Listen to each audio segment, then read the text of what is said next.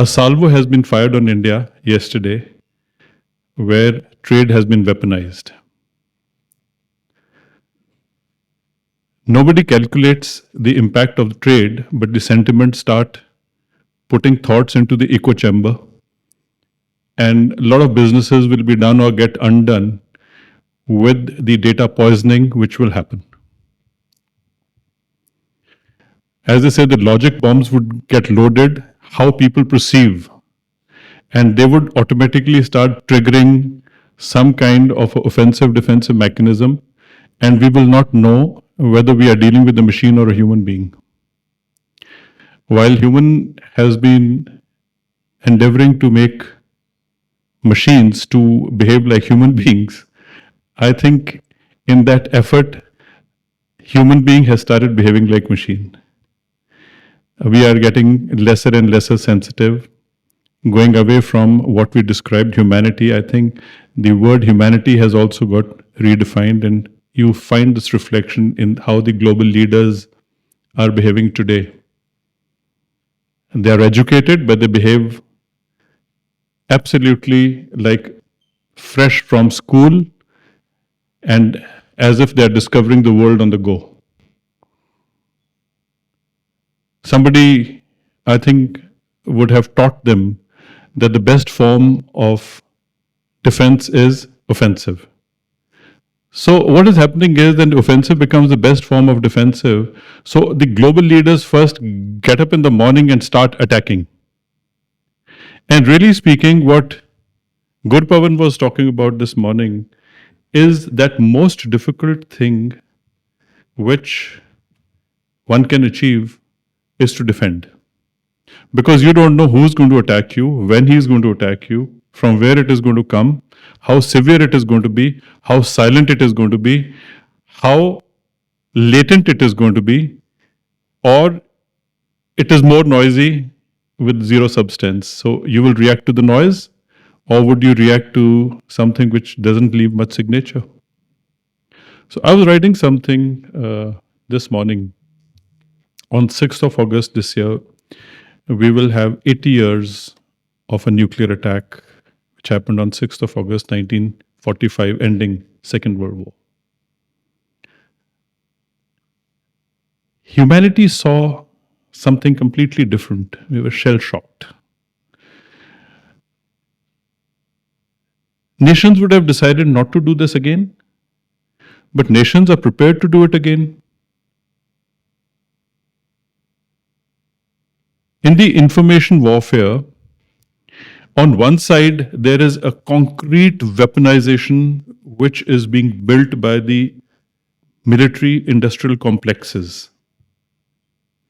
The military industrial complexes are producing weapons of mass destruction to weapons of destruction to weapons which are actually going to be non-kinetic and non-contact. Earlier, we used to talk about multi-domain operations, basically 3 Army, Navy, Air Force, land, air and sea. But the moment space and cyber has come in, the entire complexion has undergone a change. Today, there is no description of a front line. Does the front line start from capitals of a country, or does it start from the edges of the country? One has no description of it. Are Indians living in India, or are Indians living all over the world? So there is a diaspora. If you have to pick up a weapon of mass destruction, say, okay, let me target that country, but there are so many million or so many lakhs of Indians staying in that country, also working in that country and sending huge amount of revenue. Should I or not attack?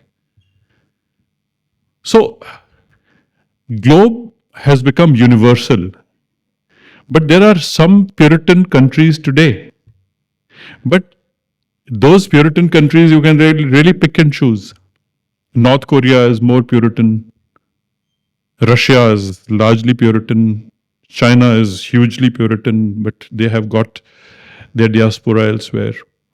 But if you were to do, hypothetically, not to be quoted, because that is not the intention of saying it, it is just an example that if somebody wants to do that to America, They say, oh, actually, my relations are staying there, or, my friends are staying, or huge amount of money comes from there. Should I not do it? Right?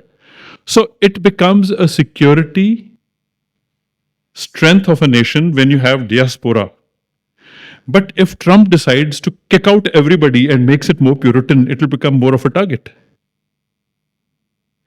And similarly, machines are also doing the same thing. If you happen to write something without saying that you want this in dollars or rupees, if you type anything in India, it will actually give you rupees. And if you type the same information in United States, it will give you in dollars. If you write something which is absolutely normal in systems of governance, policy, and all that, so wherever you are typing it, you will find information of that country will actually become the prime focus of whatever the generative AI is giving you. So if you want something in the United States, then you have to be very specific that you want this information in dollars about United States or blah, blah, blah. More specific if you want that entire story of that country to come in, because the machines will start then picking up that, hey, listen, he's not talking about India, he's not talking about globe, he's only talking about either the state of California or he's talking about, not state of California, but maybe he's talking about Mexico. So when we are handing over everything to machine, I think the AI is going to be, has already become the largest outsourcing by a human being. As people are saying, anything which is dull, boring, dirty, everything is outsourced. But the point is, you have outsourced this to the machine, but who's the recipient of the punishment that the machines are going to load as an attacker is basically a human being. And how does a human being react to it? You can have a machine on your table, but if your income is going down, if your child can't go to school, your mind is going to be impacted. So we can't say we can do without mind, because mind is the prime target of the machine. You can keep handing over everything to the machine, and you say, we will get, dumbed out, we will not be able to do this, we will, human being we will become the labor because machine will become all powerful. Yes. But the point is, your mind is the main target. So you're going to react to how the machines are targeting you. So what machines are doing is they're actually changing your mind and your thought process. And your thought process is ultimately feeding into the machine what you want from the machine. So actually what has happened is that it is not machine learning machine, it is machine, human, and machine. That is the route that it takes. And you can't say all the data is coming from somewhere. Who's feeding the data? Who's asking the questions? Who's getting impacted? Who's getting worried? Who's actually losing jobs or life? It's the human being. He is losing health. It is human being which loses all this. So when a simple way of looking at it is that, hey, machine has become a threat to jobs. Yes, it has become a threat to jobs. But how is a human being going to respond to this threat is more devastating. I think that is the gap of information. That is where the research is required to be done, that there is going to be a pushback on the human and how the human being is going to push back the computer. You're actually in direct conflict with the machine. And unfortunately, your own machine, which you think is yours, is also not yours. That machine will continue to work as your servant and make you believe it is subservient to you, but you do not know the same machine is actually attacking you and you have to confront the same machine again. How do we do all this very important work? How many of us who have been watching Op Sindoor on the television? How many of us have been watching the digital platforms? The news channels are saying something. The digital platforms are saying something. When you seek information, it is giving you another thing. But what happened in Op Sindoor, story of Trump is different. United States look at Op Sindoor differently. Actually, if you happen to be now in America, you will hear a perspective of Op Sindoor, which sitting in India from all the television and digital platforms and all the stories that you know, people who participated in it, you will say, you're studying in the United States of America. No, I didn't know about it. I didn't know about it because this is what they will tell you. Similarly, if you go to Pakistan, what do you think Op Sindoor is for them? Maybe very different than how we look at. Then how is the machine helpful to us when none of us really know what exactly happened? Which machine has told us exactly what happened? Fact check, deep fake, or data poisoning, all this has happened. But if we are working on some security module of finding a fact, can anybody tell me that fact can be found when India has participated in a very recent operation where technology has been one of the most important war fighting enablers? And yet the same machine is not telling you anything. Is this machine your friend or a foe? It has programmed us.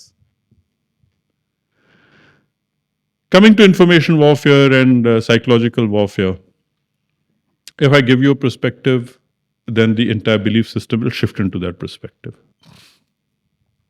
Pakistan army has been facing an internal problem of lack of confidence by Pakistanis on their own military. Their trains are being ambushed. Their trains are being hijacked. Their trains, pull out the army personnel and shoot them down in Baluchistan. China, which is building a CPEC corridor, many Chinese get pulled out and get shot here and there. They still continue to build a CPEC corridor. Imran Khan, who was the Prime Minister of Pakistan, one of the most popular Prime Ministers of Pakistan within Pakistan, lost elections. Has anybody understood how the elections were won or lost? Won by somebody else and lost by Imran Khan, and Imran Khan goes to jail on certain very flimsy charges, which may be very flimsy or not, but the point it is their law and their discretion to do whatever they want to do. But to get a prime minister out of power and put him behind bars, and then the whole political hierarchy supporting Imran went and starts attacking the army, including a co-commander's house gets ransacked. What kind of an army is this when you can't prevent a corps commander's house being ransacked by people? What security is this? The military is insecure in Pakistan, yet it is a decision maker in Pakistan. You see the two dynamics. Then the world comes in.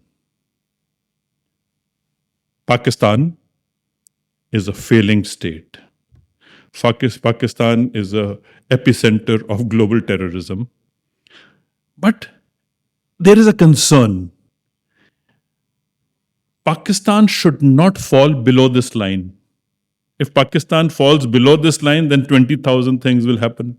Why? It is a nuclear state. It is a terrorist state. The suitcase of a nuclear bomb will be handed over to a terrorist, and then they will go and devastate the world. So let's not allow Pakistan to fail. So it is a failing state. Don't allow it to state. Who comes and saves Pakistan? Then Pakistan rises to a point and then say, global war on terrorism. Osama bin Laden, push it down.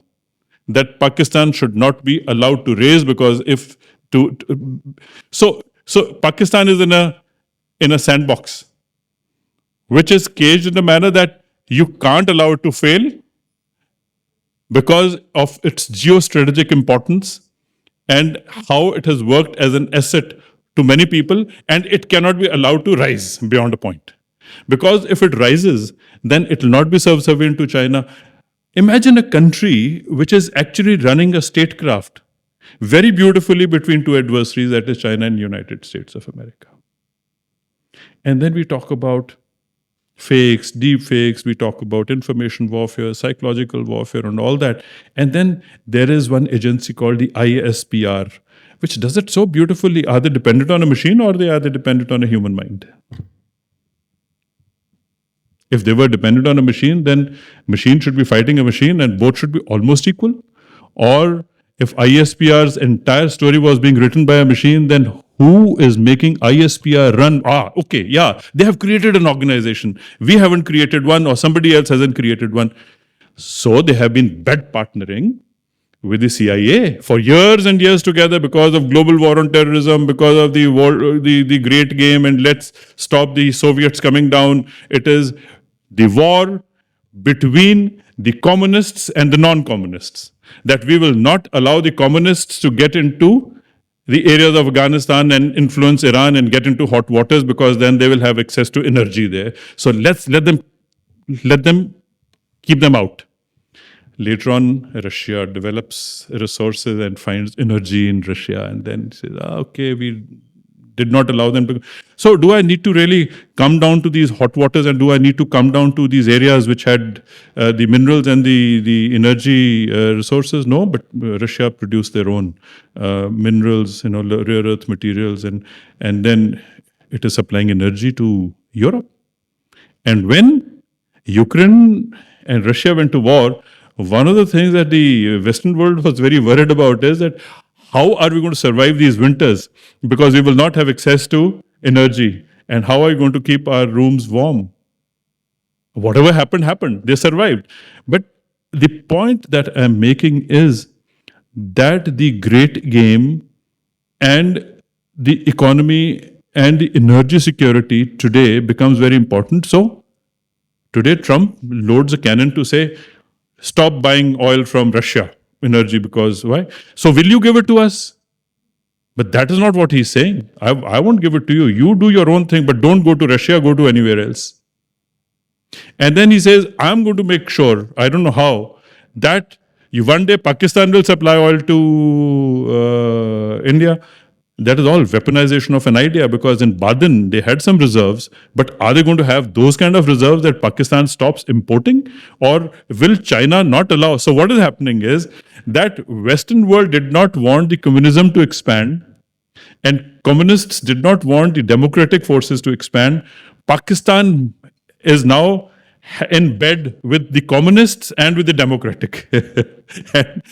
He's in bed with the Russians, and so what happens is that when we were commemorating 26 years or celebrating 26 years of Kargil Vijay Diwas on the 26th of July, and the year 1999 was also a very strange year.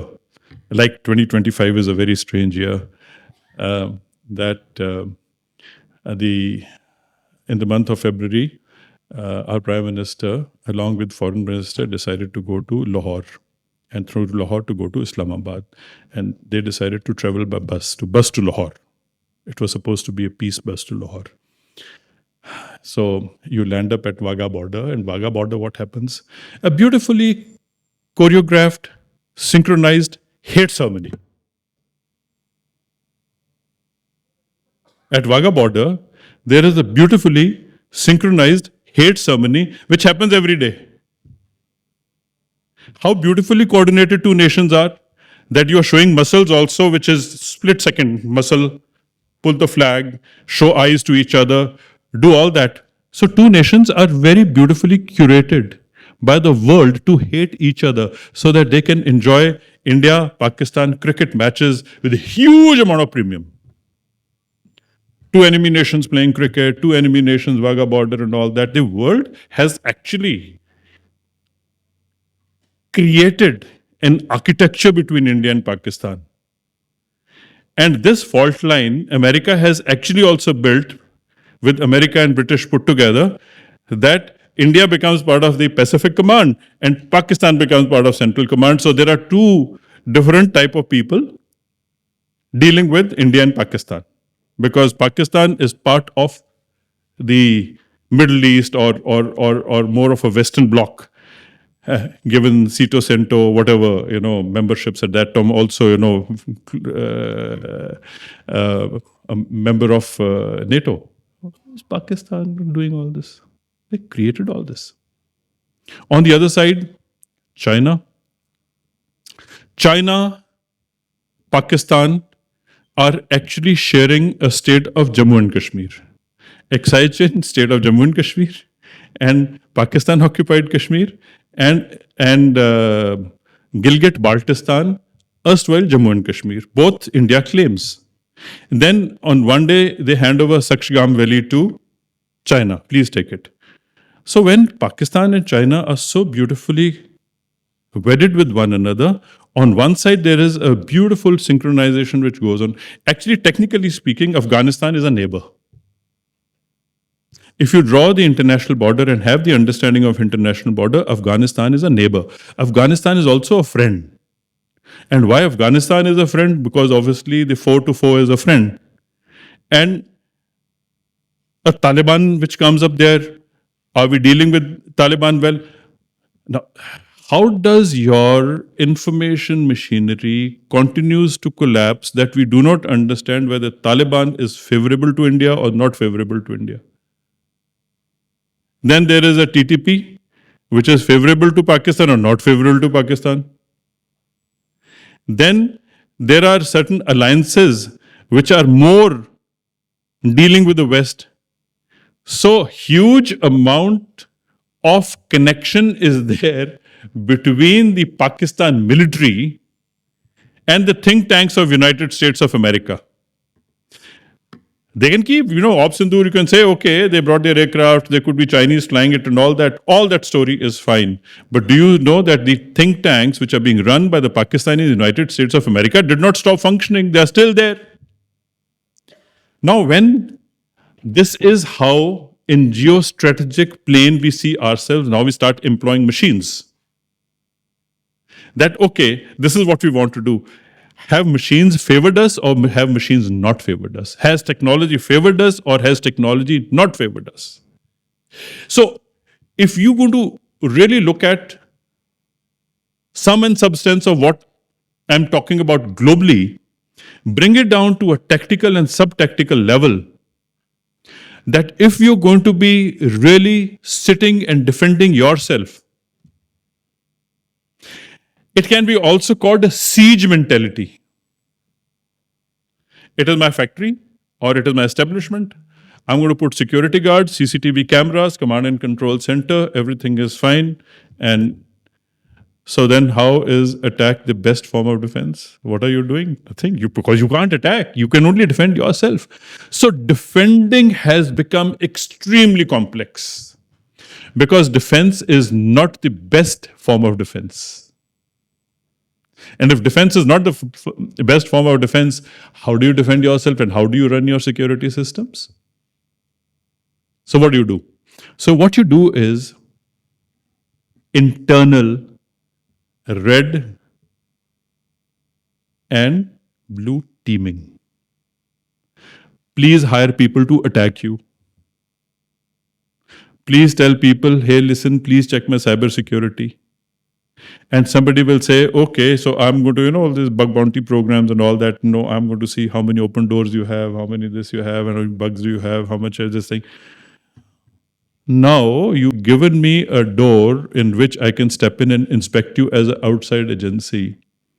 Are you comfortable with that? That somebody actually comes and inspects your back doors and all the bugs and does what to it? You have any idea? So you have a CISO. CISO साहब सब ठीक है, CISO सब ठीक है, so ठीक है. But how educated is a CISO?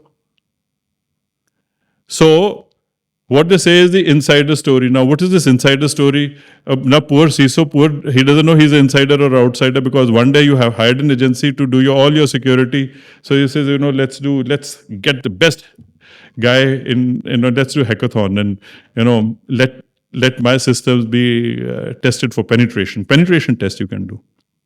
So somebody did penetration test and says everything is fine. On the next day, your entire data is put out somewhere else and your systems have started running down. Machine today is your own machine in your head. If you don't tell this to anybody, machines won't know it. But if you're going to speak it out, and try to punch it into your machine to say, ye mera thought process hai, it is no more yours. It is sold. It is gone. Somebody pays for it, not to you, but everything goes out. Then how does an internal system become strong enough so that you don't have to put yourself a subject of penetration test by an outside agency?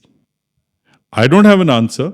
I can keep saying you must have your own, but then again, insider outside story is within also. Because do you ever give a guarantee to all the employees that you will work for some 3,500 years in my company? Because even in your generations, you will not talk about it. No. How often are the employees of a company jumping companies and going to companies which are in the same business or in the same field that your company is in? So you can keep doing data security, you can keep doing whatever. The same guard employed here can be employed by another company. It doesn't mean that he's now going into a attacking mode, but the point is that he knows what your security system is all about. So therefore, how do you change it? You can keep having IP hopping and frequency hopping equivalent. You can have IP address less systems you can work on. You can say, okay, today I will do penetration tests and tomorrow I'm going to change the IPs. How are we going to do all this? So in a manner that I'm speaking, I thought, let me talk at that level. But I think Gurpavan's, your entire description of what you were talking about was extremely impressive. And Dominic, I'm sure there is going to be more of blue and less of gray. But it appears to me that as we are depending on machines, I see less of blue and more of gray. I wish your conference a great success, and I'm very sure by the end of the day we are prepared to reduce the gray and more of blue. Thank you very much.